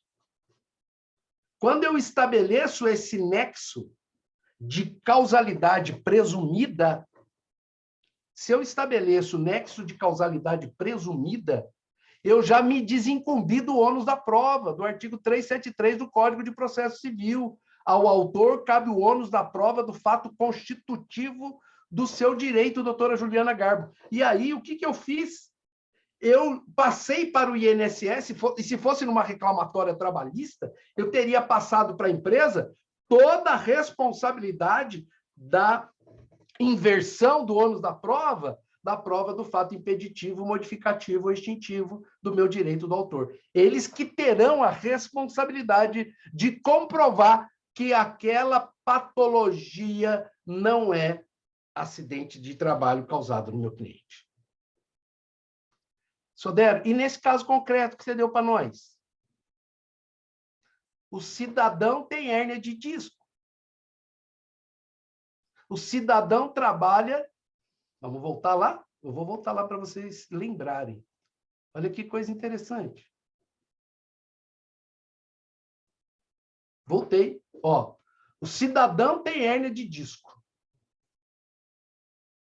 O cidadão gozou de B31. O cidadão trabalha em uma empresa de fabricação de estrutura metálicas. Para por aí. Né? Ele goza do benefício de hérnia de disco. Então, o que eu ia fazer? Primeira coisa, eu iria verificar qual é a classificação internacional de doença da hérnia de disco, a CID-10 para a hérnia de disco. Se eu fosse lá na CID-10, eu ia descobrir o seguinte. Vamos ver se eu consigo mostrar para vocês. Olha só. Conseguem ver essa nova telinha? Conseguem? Beleza. Obrigado, Richelli. Obrigado. Olha só. Informações importantes. A patologia CID-10 é M51. Primeira coisa que eu vou fazer, eu vou descartar ou não o NTEP, porque o NTEP fica fácil. É só eu pegar o KNAI da empresa. Sodero, como é que a gente pega o KNAI da empresa? Como é que a gente sabe o KNAI da empresa? A gente entra no Google, coloca lá Receita Federal CNPJ, vai aparecer aquela telinha da... A gente já fez isso, acho que todo mundo já fez isso, né? Vai aparecer aquela telinha da Receita Federal, a gente vai jogar o CNPJ da empresa. Sodero, aonde eu acho o CNPJ da empresa? No registro da carteira de trabalho dele, tem o nome da empresa, CNPJ. Joga o CNPJ lá e aí vai me printar uma telinha com o CNPJ da empresa. E nessa telinha tem lá o nome da empresa, tem o endereço da empresa e tem o KNAI da empresa. Sodero, tem o KNAI da empresa, olha lá. Eu olhei o KNAI da empresa dele, e essa empresa, o KNAI dele é 2511. 2511. KNAI da empresa 2511. Aí, o que eu vou fazer? Eu vou lá no decreto 3048 de 90, vou procurar o CID-10 no range que inclui o M51 e vou verificar se no outro lado tem o KNAI 2511. Porque se tiver o KNAI 2511, eu tenho o NTEP, Nexo Técnico Epidemiológico Previdenciário, ou seja, eu estabeleço o nexo causal presumido. Neste caso, eu fiz esse trabalho já para vocês. Eu peguei a patologia, M51, eu peguei o KNAI da empresa, 2511, e eu peguei o NTEP, fazendo essa relação causal. Não tenho medo. Vou entrar na justiça estadual, pedindo o benefício de incapacidade permanente, sucessivamente, o restabelecimento do benefício por incapacidade temporária, com o pagamento dos atrasados, e, sucessivamente, o auxílio acidente, se entender que ele deve receber alta e está com sequela. Mas, antes disso, antes desses 3 pedidos, o meu pedido é para alterar a natureza jurídica do benefício, declarando que o benefício dele tem natureza acidentária do trabalho. Olha só, esse benefício que eu estabeleço acidentária do trabalho, ele me traz vários reflexos para a vida do trabalhador. Os reflexos previdenciários, de ter um benefício por incapacidade melhor calculado. Ele traz, dentro dessa história toda, a possibilidade dele receber um auxílio acidente, chamado B94.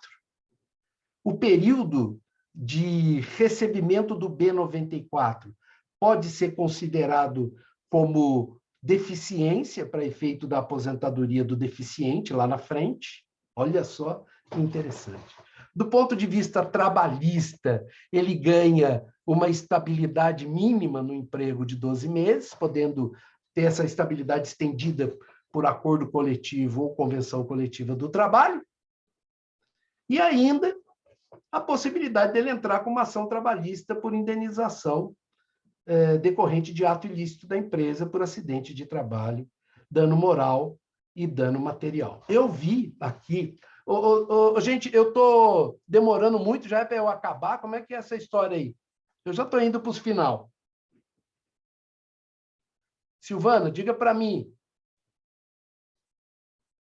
Posso continuar mais um pouquinho? Posso? Então, vou continuar. Olha só uma questão importante aqui para nós.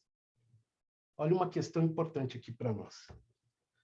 Eu estava ouvindo aí alguém falar que usa a tabela da SUSEP para estabelecer nível de incapacidade. E aí eu vejo muito pessoal usar a tabela da SUSEP para estabelecer indenização, etc. e tal. Eu gosto, eu acho que a tabela da SUSEP pode ser utilizada porque a gente não tem outras tabelas, né? Eu tenho medo de tabelar. A gente vê o artigo 223G da CLT tabelando indenização por dano moral, e há uma briga com relação a isso, né? Eu não gosto de tabelar, mas é importante que a gente tenha dados mais objetivos para a gente poder estabelecer o nível de incapacidade que as pessoas têm. Porque, às vezes, você cortar um dedo, você ter um problema de hérnia discal, não gera só o problema físico para você. Ele traz outras questões do ponto de vista da estabilidade da sua vida, do ponto de vista social, daquilo que você pode fazer, do que você não pode fazer, da relação com a sua família, das relações extralaborais, das incertezas com relação ao tratamento, das incertezas com relação à cirurgia, das incertezas médicas, e isso eu só vejo possível a gente avaliar isso utilizando a nomenclatura Dintilhac. Nomenclatura Dintilhac está no chat para vocês copiarem. A nomenclatura Dintilhac, ela foi estudada e estabelecida na Europa por Dintilhac e na França, e um grupo de pessoas que estabeleceu as repercussões na vida das pessoas. E, a partir daí, é interessante que a gente pode estabelecer vários tipos de repercussão, inclusive repercussão do ponto de vista sexual, do ponto de vista familiar. É muito legal que vocês tenham acesso a isso. O material é raro, o material mais adequado para isso está em francês, mas vale a pena fazer esse tipo de avaliação. Bom, gente, nós atendemos o cliente, descobrimos a documentação que a gente tem, a gente descreveu a atividade dele minuciosamente, a gente utilizou o PPP para descrever documentalmente, a gente fez o nexo causal presumido, mas, obviamente, o nexo causal que é presumido pode ter a tentativa da quebra do nexo causal, né? Porque o nexo causal presumido, como a própria norma diz, ele é presumido, a outra parte pode desqualificar esse nexo. Então, pode ser, e eventualmente vai acontecer, que a parte, neste caso o INSS, vai querer fazer perícia para estabelecer se há nexo causal ou concausal com o meio ambiente do trabalho. Então, a gente vai ter que estar preparado para a perícia. Qual é o problema nosso da perícia? O perito. Mentira, o perito não é problema. Qual é o problema nosso da perícia, né?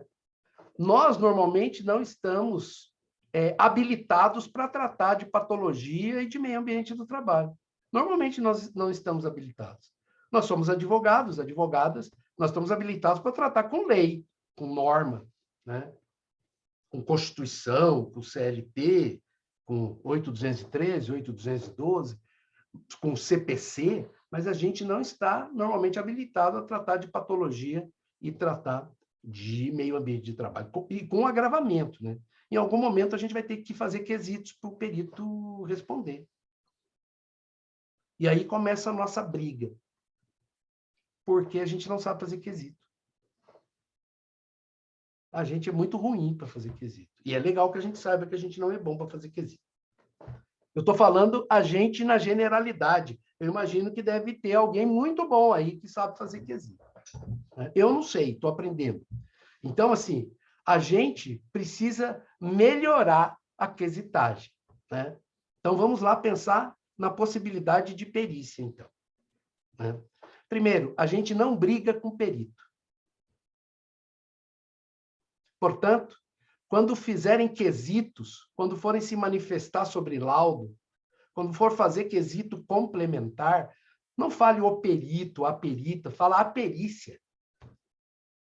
Você só vai individualizar o perito se, quando ele for nomeado, ele não for tecnicamente competente para fazer a perícia. Então, você vai impugnar. Olha, o artigo 465 da CLT, do CPC, diz que o perito tem que ser especialista no objeto da perícia. Esse perito não é especialista. Eu estou impugnando. É o único momento que você vai falar do perito, se esse for o caso da impugnação. Se não for o caso da impugnação, o resto depois é perícia, perícia.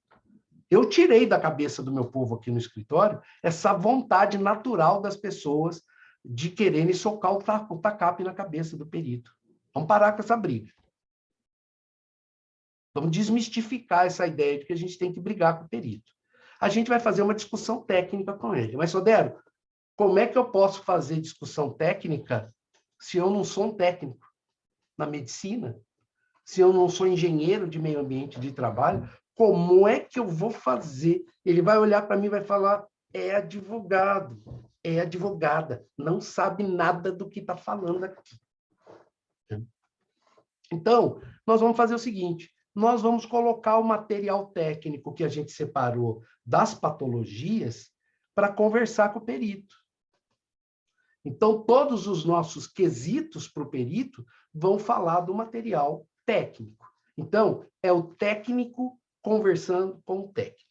Outra coisa, Sodero, por que o juiz, em 90%, 99% das vezes, ele faz tudo, conclui tudo que o perito fala, ele fala, tá lindo de morrer, e a decisão dele é com base naquilo que o perito faz. Gente, ele nomeou o perito.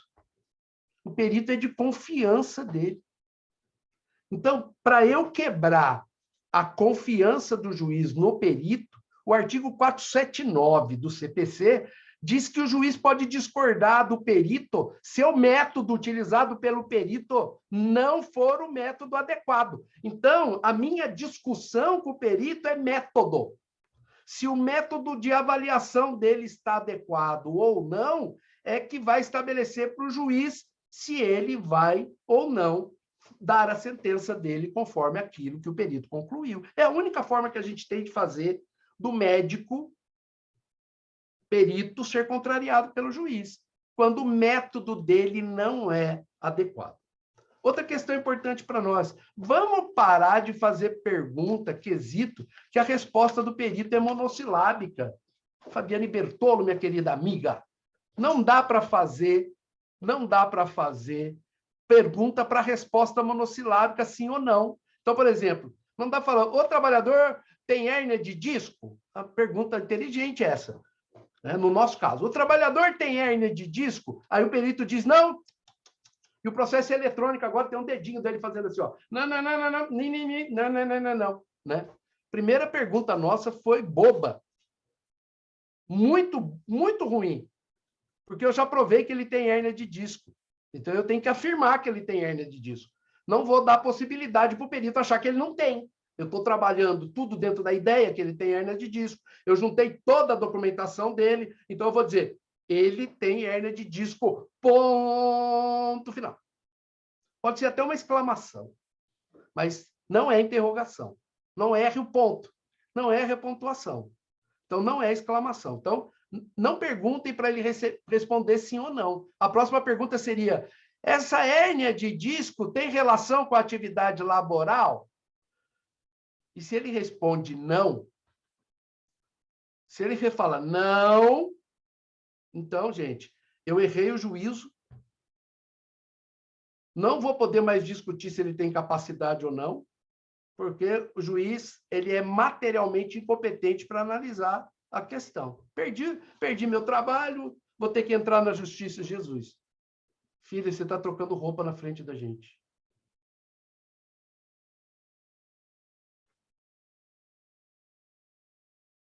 Mas está tudo bem. Está tudo certinho. Eu fechei os olhos aqui, ó. Vamos lá. Eu não posso ter uma resposta dessa logo de cara. Não posso ter uma resposta dessa logo de cara, porque eu perdi todo o meu trabalho. Então, eu preciso achar um jeito de perguntar para o perito se a doença tem relação com a atividade laboral, se é anexo causal ou concausal, de forma de que ele não responda simplesmente não. Sodero, eu posso falar para ele? Ele tem... a doença dele tem relação com a atividade laboral? Explique. Essa é uma boa pergunta? Não é. Porque a primeira resposta é sim ou não, e ele pode explicar do jeito que ele quiser. Né, Kátia? Então, o que tem que fazer? Tem que mudar a pergunta. Eu faria a seguinte pergunta. Para a gente acabar aqui nossa conversa. Eu faria a seguinte pergunta. Eu diria o seguinte. Olha, fulano tem hérnia de disco. Ponto. Exclamação. Né?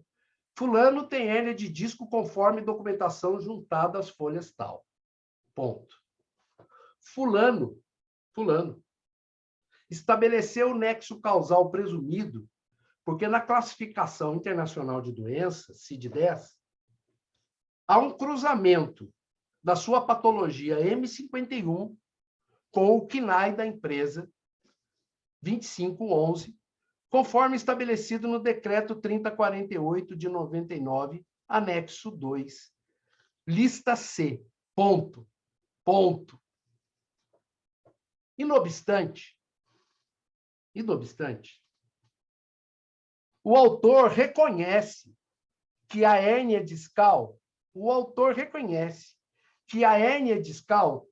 é degenerativa, conforme a documentação científica juntada às folhas. Sabe também o autor que, na forma da lei previdenciária, doença degenerativa não é caracterizada imediatamente como doença ocupacional. Ponto. No entanto, a mesma norma diz que, se ela for agravada pelo meio ambiente do trabalho, caracterizar-se-á acidente de trabalho por equiparação. Ponto. Ó, vocês viram que só foi ponto até agora, hein? Ponto. O perfil profissiográfico previdenciário juntado aos autos aponta que o trabalhador faz movimentos repetidos de coluna. Folhas tal, ponto. A documentação científica trazida aos autos aponta que movimentos repetitivos de coluna agravam hérnia de disco. Ponto. O senhor perito concorda ou discorda da afirmação dos experts, do objeto da perícia? Interrogação. Se discorda, qual é a metodologia científica utilizada para discordar? Interrogação. Acabou.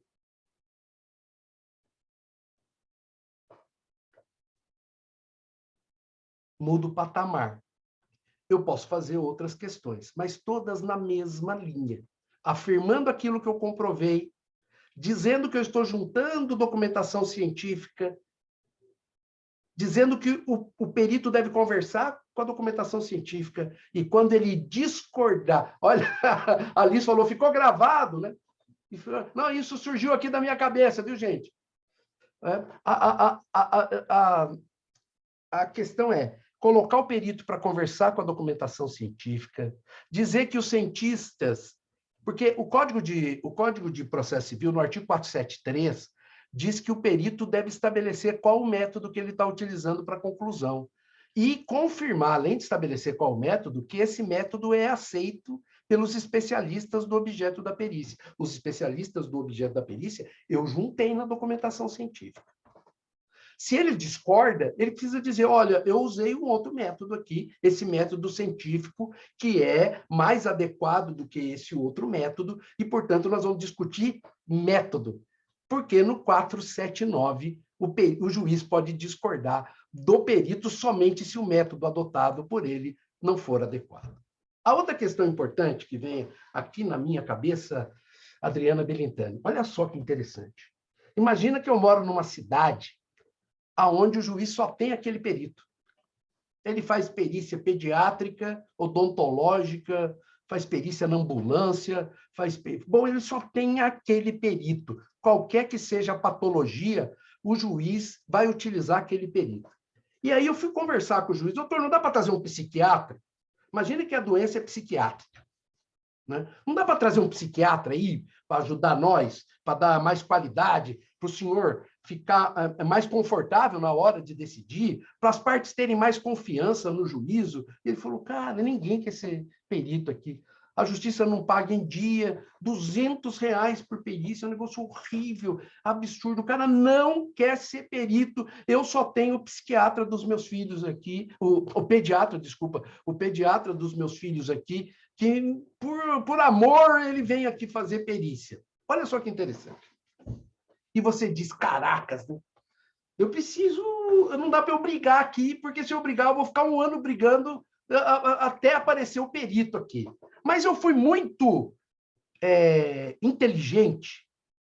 Eu usei de muita técnica e eu juntei toda essa documentação que a gente conversou aqui. Observe, esse perito não é especialista. A hora que eu apresentar a documentação, ele vai ter dificuldade para impugnar o método adotado pela documentação científica. Então, é uma possibilidade, não quero dizer que isso resolve o problema, absolutamente não, mas isso qualifica o seu trabalho e coloca nessa dificuldade... Eu estou cansado, às vezes as pessoas chegam para mim, criam mais problema do que o cliente traz. A gente tem que criar a solução. Essa é uma solução inteligente. Olha, eu não vou brigar, eu acho que é legal, o cara vai fazer, mas eu vou colocar ele numa determinada situação que ele vai ter que ir a favor da documentação científica. Até porque, do ponto de vista da humanidade, então, não estou dizendo que o perito é venal, nada disso. Eu estou dizendo que, do ponto de vista da humanidade, é mais fácil você ir no lugar onde está a documentação, a informação certa. Você não vai precisar pesquisar. O advogado colocou você na boca do gol, na marca do pênalti, né? Então, gente, para a gente ir para o fim, já agradecendo a Silvana, o Laércio, a Maria Aparecida, a doutora Adriane Bramante, toda a Comissão de Direito Previdenciário, a OAB de São Paulo por seus funcionários, a Isabela Marques representando todos aqui, agradecendo cada um de vocês. A ideia, primeiro, que nós temos novos requisitos para a petição inicial por incapacidade. Então, tudo isso que eu falei para vocês está dentro da ideia dos novos requisitos. Segundo, que há uma grande possibilidade dos benefícios por incapacidade baterem a porta de vocês. Por quê? 1.200.000 em 2020. não deve ter mudado em 2021, não deve mudar em 2022 e 2023. E uma outra questão que a gente precisa entender, a subnotificação de acidentes do trabalho. Poxa, a Fundacentro fala em 4,3 milhões. O INSS tem 600 mil, menos de 600 mil acidentes do trabalho registrados. Desses 600 mil, a maioria de acidente de trabalho típico.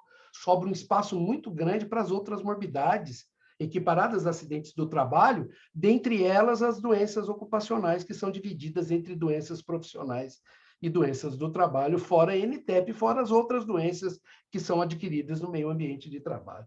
Então, nós temos que estar preparado por isso, preparado para recepcionar. Isso faz a gente sair fora da nossa zona de conforto, a gente tem que estudar um pouco de doença, a gente tem que estudar um pouco de meio ambiente do trabalho, a gente tem que aprender a fazer quesitos, a gente tem que atender mais adequadamente os nossos clientes, a gente precisa destacar mais tempo para os nossos clientes, então a gente não pode estar na hora de buscar os filhos na escola, de fazer o almoço, não dá, gente, não dá, a gente precisa dar atenção para essa gente. Pessoal, é isso.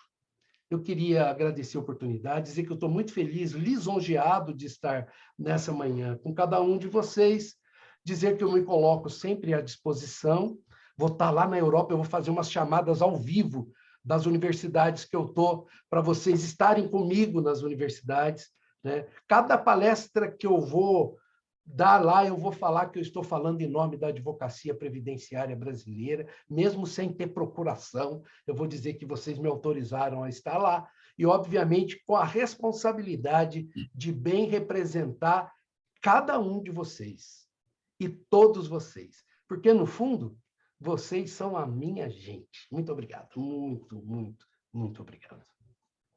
Muito bem, parabéns, doutor Sodero, parabéns, realmente. São aulas magnas. Essa aula ficou registrada, os colegas que quiserem, já foi dito aí no chat, estará disponível. Só resta nos agradecer, doutor, mais uma vez, pelos seus préstimos e toda essa sua vontade de realmente compartilhar o conhecimento. É um gesto assim muito nobre que nós agradecemos. E agora, agradecer a toda a diretoria, a todos aqueles que fizeram com que esse evento acontecesse. Eu não sei se a doutora... Ai, meu Deus, a doutora Silvana está apta a falar. Não é ela que também correu atrás de tudo isso, ela que se empenhou de uma maneira muito forte. Então, ela está aí encabeçando esse projeto. E nós teremos, nos próximos meses, sempre ao final do mês, na última sexta-feira, estas palestras do grupo de estudo. Eu creio que foi um sucesso, realmente. Abrimos com chave de ouro e será um sucesso todos os demais eventos. Muito obrigado, doutor Sodero, muito obrigado. Doutor Laércio, tudo bem? Sim, doutora Fernanda aqui, bem? Como vai? Prazer revê-la, Eu queria fazer prazer é meu, doutor Sodero, sempre uma honra recebê-lo aqui. Eu queria fazer um convite a todos os colegas. O grupo de estudos, ele permanece sempre uma vez por mês, mas não esqueçam das lives da comissão. E na próxima terça-feira, eu, juntamente com o doutor Alessandro Cardoso, que está aqui presente hoje também, faremos uma live sobre o tema de RPPS. Estão todos convidados, participem, é muito importante o engajamento e o apoio de vocês, colegas, para cada vez mais a comissão divulgar o trabalho e esses grupos de estudos, tá bom? Então, todos estão convidados terça-feira pelo perfil da Comissão Previdenciária. Um abraço. Obrigado. Muito obrigada, Laércio. Obrigado, Fernanda. Bem, eu acho que não tem mais nada. Alguém tem mais algum recado, alguma consideração? Então, é somente agradecer, doutor Sodero, mais uma vez e desejar a todos aí um bom final de dia e que possamos aplicar todos esses entendimentos que o doutor nos passou para melhorarmos a cada dia o nosso serviço, a nossa prestação, que, além de tudo, ela é social. Um trabalhador que volta a ter um benefício cessado, é um motivo de engrandecimento para a advocacia, porque é um ser humano que está tendo a sua dignidade respeitada, e nós vemos que hoje em dia isso está cada vez mais, eu diria, não diria difícil, mas cada vez mais tecnicamente detalhista, né? A concessão e manutenção dos benefícios. Gente, é isso. Eu agradeço a todos e podemos declarar aí encerrada a nossa palestra. Não havendo mais o que ser dito, eu agradeço a todos e até a próxima. Gratidão, doutor.